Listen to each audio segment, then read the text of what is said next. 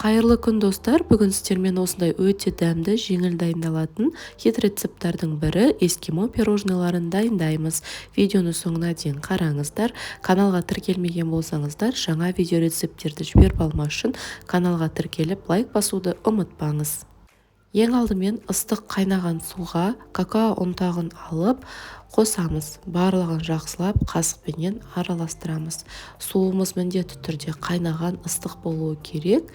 Араластырып болған соң оны бірнеше минутқа салқындағанша шетке қойып қоямыз. Жұмыртқаны миксердің аз жылдамдығынан бастап ақырындап көбейте отыра көпіргенше араластырамыз.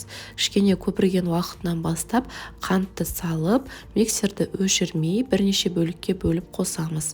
Міне осылай бірнеше рет қосып, миксердің жылдамдығын көбейте отыра аппақ көбік пайда болғанша араластырамыз. Миксерді өшіріп, оған сұйық майымызды құйып аламыз. Содан соң миксерді қосып, тағы да 1 минуттай араластырамыз. Жаңағы суға қосылған какаомызды құйып, миксердің жай жылдамдығында барлығы араласқанша миксерлейміз.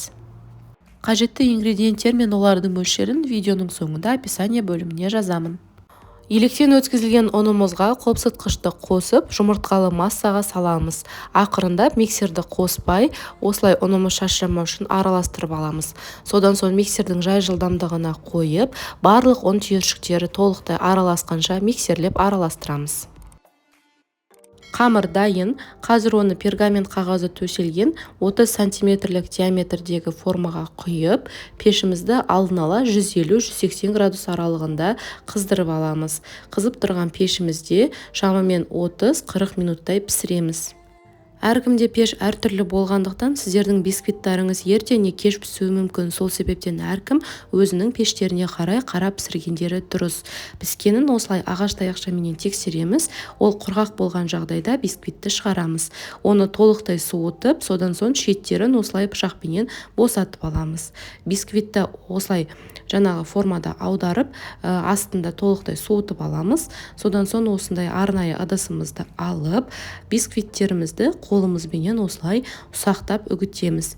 Егер сіздерде блендер болса, блендерға салып толықтай үгітуге де болады, бірақ қолмен жасасаңыздар да осылай өте ұсақ болып үгітіледі. Міне біздің қамырымыз осындай өте ұсақ болып шығады. Толықтай ұсақтап болғаннан кейін қойылтылған сүтімізді, сгущенканы салып, барлығын жақсылап араласқанша осылай лопаткамен араластырамыз. Қамырды ұсақтамас бұрын оны суытып алыңыздар. Лопаткамен араластырып болғаннан кейін оны тазалап, осылай қолымызбенен қамырды жақсылап араластырамыз. Біздің сгущенкамыздың барлығы қамырға толықтай сіңуі керек және осылай жабысуы керек.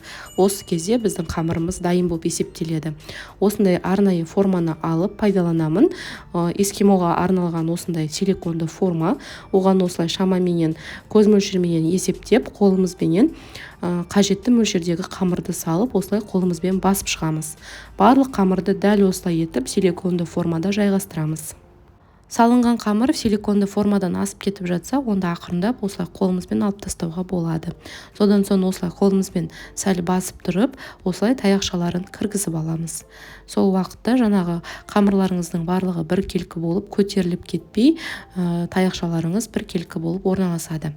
Осылай салып алғаннан кейін келесі бізде силиконды формасы жасалатын түрін көрсетемін. Осылай жаңағы қамырымызды алып, қолымызбенен алақанымызға қысып, осылай қолымызбенен ақырындап үйкелей отыра, осындай домалақ формаға келтіріп аламыз. Барлығын дәл осылай жасап, қолымызбенен осындай сопақша түрге келтіреміз. Немесе сіздерде бар кез келген басқа да форманы пайдалануға болады. Әрқайсысын формаға келтіріп дайындап алғаннан кейін мұздатқышқа кемінде 1 сағатқа қоямыз. Пирожныларымыз салқындап суығанша шоколадты дайындаймыз. Мен осындай ақ шоколадты пайдаланамын. Оны микроволновкада ерітіп, осылай сұйық майымызды құйып, барлығын жақсылап араластырып аламыз. Немесе микроволновкада емес, су моншасында да ерітуге болады. Уақыт өтіп, пирожныларымыз салқындап суығаннан кейін, оны осылай силиконды формадан алып, пергамент қағазына орналастырамыз. Көріп тұрғандарыңыздай өте жеңіл, оңай силиконды формадан алынады. Пирожныларымыз үгітіліп, төгіліп жатқан жоқ, өзінің формасын жақсы ұстайды. Әрбір пирожныйды алып, жаңағы шоколадты массаға осылай матырамыз. Содан соң жан-жағынан осылай аунатып, артық шоколадтың барлығын осылай көтеріп түсіретін боламыз. Міне көріп тұрғандарыңыздай шоколад бірден пирожныйларымыз салқын болғандықтан осылай қатады, ешқандай ағып төгіліп жатпайды. Қалауларыңызша шоколадтың қоңыр түрінде пайдалануларыңызға болады. Енді пирожныйларымыздың салқындатылған сопақша түрін алып, осылай ағаш таяқшаға түйреп аламыз. Содан соң оны да дәл жанағындай етіп шоколадты массаға батырып, осылай аунатамыз. Бірден қатады, ағып төгіліп жатпайды, барлығын дәл осылай етіп шоколадқа аунатып аламыз. Сонымен қатар сіздер менің каналымнан сүзбеден жасалатын балмұздаққа ұқсайтын салқын эскимо рецептісінде таба аласыздар. Шоколадтарыңыз жабысып қалмау үшін осылай пергамент қағазын қолдануға кеңес беремін. Түйреліп тұрған ағаш таяқшаны қолымызбен осылай аламыз. Бетін әсемдеу үшін мен осындай ерітілген қоңыр шоколадты пайдаланамын. Өздеріңіз қалаған кез келген өрнекті осылай беттеріне салып шықсаңыздар болады. Қоңыр шоколадты микроволновкада немесе су моншасында алдын ала ерітіп аламыз. Сонымен қатар әсемдік үшін қалауларыңызға байланысты өздеріңізге ұнайтын кез келген жаңғақ түрін немесе кептірілген жемістерді де қолдансаңыздар болады. Дайын болған барлық пирожналарды осындай арнайы қағаз формаға салып әдемілік үшін орналастырамыз.